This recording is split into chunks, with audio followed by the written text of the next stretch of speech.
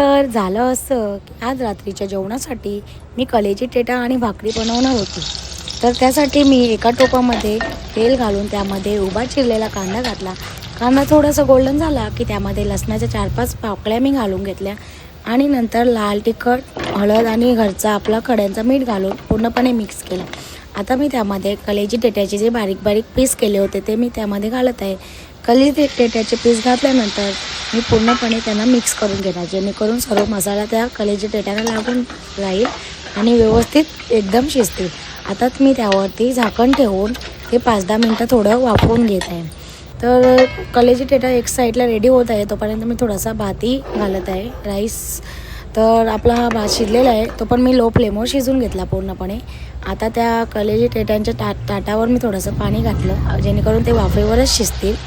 आता मस्तपणे आपले शिजून झालेले आहेत.